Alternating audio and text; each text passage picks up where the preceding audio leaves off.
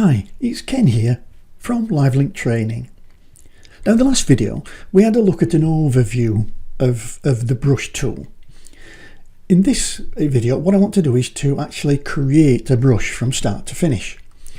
And what I'm going to try and do is create a brush so I can stamp it on my images as a bit of a watermark from my signature. So all I've done here is I've just got a piece of paper and I've got a black marker pen and I've done my signature. Now the exposure wasn't quite right because it's a little bit grey, so we're going to have to attend to that first, because what I want to do is to cut out the text from the background. So I just want the text on a nice clean transparent background. So first let's deal with this background. So first I'm going to go to Image and Adjustments and Levels. And what I'll do, I'll just try and increase the contrast. So I'll bring the black slider in and bring the white slider in. So basically I'm going to make the black a little bit blacker where the text is and the white a little bit whiter, so it gives me something to grab hold of. So I can, when I actually get round to extracting it, I can select it all quite easy. And that looks quite good. Just have a go at the mid-tones. There we go. And I'll click OK. So now I've got a nice clean background. And my tool of choice for this, for selecting this, is going to be the Magic Wand tool. And if we just look at the tool options here, I've got it set to add to selection in case I need to click it twice or 3 times. 3x3 average, that's not so bad for my sample size. That's how many pixels, that's an array of like 9 pixels, and it works an average out for the brightness value of that batch of pixels. Tolerance is basically like a range, and what that's asking for is, let's imagine that I click and under the brush, the pixel that it selects will have a number. And this number is called the brightness value, and it ranges from 0 to 256. So let's just use the maths and make it simple and say that when I click underneath that brush, the pixel value is 100. Then what's going to happen is if I put 30 as a tolerance, it's going to select me all the pixels that have a brightness value of 130 down to -70. So it's going to add 30 and subtract 30. Okay. And contiguous, that's a strange word. What that means is that the pixels that are selecting in the selection process, they must be connected to each other. So what will happen is it'll go from here and say, well, I want to select the next pixel down. Yes, is it connected? Yes, it is connected to me, right? Is this one connected to the last one? Yes, is this one? And then it gets down here and it says, oh, I can see some white pixels over there, but oh no, there's some black pixels in between, so I can't cross that line. And that's what basically contiguous does. So in this case, where you've got a loop, then it will not go in and select the pixels in the middle. If you want it to do that, then you must make sure that contiguous is not ticked, because then it'll go anywhere in the image and select the pixels that meet the criteria of +30 to -30 onto wherever I click. Right, so I'll go, well, anywhere really, and I'll just give it a click. And that seems to have done a pretty good job. Now we've got a padlock on, so this is a background layer, so it won't let me delete that background. So first I've got to get rid of the padlock, and then I can delete the background with the backspace key. And then Control and D to deselect. And there we've now got what looks like a pretty decent signature on a totally transparent background.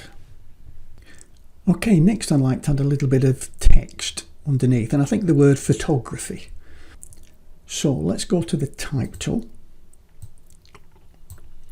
and I'll just click and then I'll type in photography.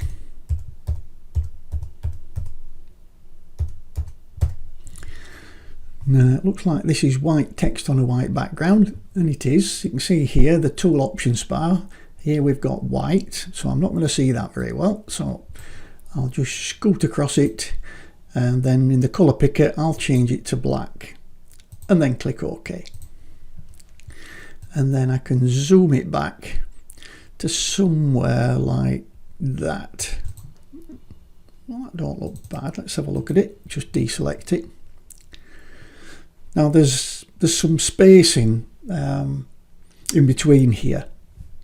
I can get rid of that or lessen it anyway, or if we look in the character palette, and here we've got this VA value, which is the tracking, and if I click and drag just to move that, I can actually change the tracking, and the tracking is the space between the letters. So if I just move that down a little bit, then I should be able to fit that maybe somewhere in there, maybe like that. Let's see what it'll be like a little bit bigger. Now I've got to select all this text now because I want to do something with it, like make it all bigger. So I've got to click and then drag to select. And that's okay, I can do that. But a quick way, a little shortcut, is to double click on the T up here. And if I double click on that, it'll automatically select the whole line of text, however long it is.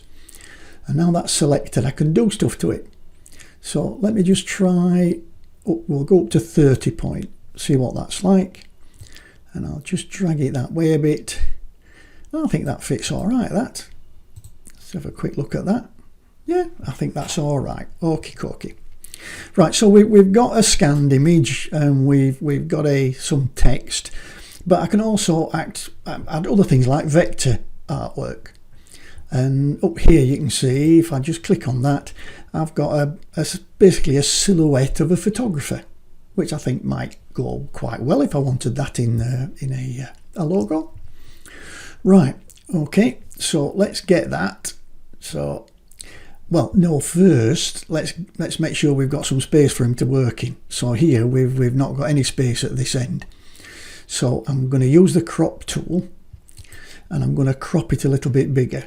So I'll just click and drag and then let go.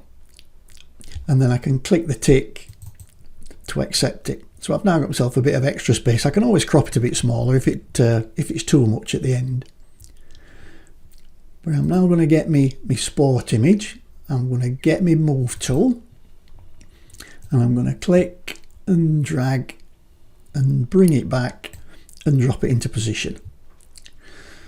Now I can fiddle about with where I think I want it. Do I want to see the whole of him? Well, let's have a look. I'll Control and T and we'll just drop that down in size a little bit. And we'll say put him up against the end there. Something like that. That's not actually bad. And then again I can get the crop tool because I don't need all this extra space. And I'll just bring it back in again and then click the tick. And that don't look bad. I quite like that. Okay, so let's imagine this is what you want to do. I mean, you may want something simpler than that, or you may want something more complex. But let's imagine that's the logo that you've designed and you're happy with it. Then we've got to now change it into a brush. So I can go now to my edit menu and down to define brush preset and then give it a name, and I'll call this signature demo and then click OK, and you'll see now that it's automatically loaded onto the brush. It'll actually appear at the bottom of the brushes panel. So if I just show you that here, if we go right down to the bottom, you can see here I've got signature demo. It always the brush you design always comes right at the end, and I'll be looking at more organizational structure in the next video. But it's just there now. It's automatically on. And if you go off it, you just go down to the bottom and click on it. There it is. Right. So now I need an image to stamp it on. I've got an image open here and we can see it's a little bit big, so just like any brush I can use the square brackets to make it smaller,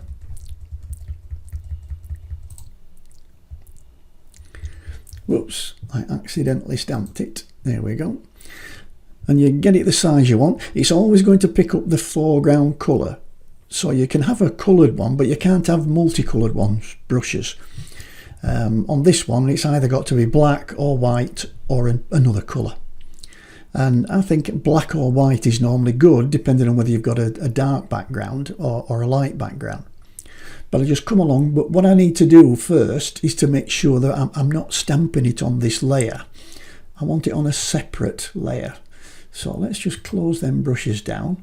We've got us layers panel again, and I'll put a new layer on. I can just rename that Watermark if I want, or WM for short. And then I can go and click and put it in position. And that's fabulous. And if I want now, because it's on a separate layer, if I get my move tool, if I decide it's not quite where I want it, I can just move it to where I think it looks best. Up there, up there. I think it looks all right up there as a bit of a balance for the bird. So that brings us to the conclusion of our little conversation about brushes and actually creating a logo brush.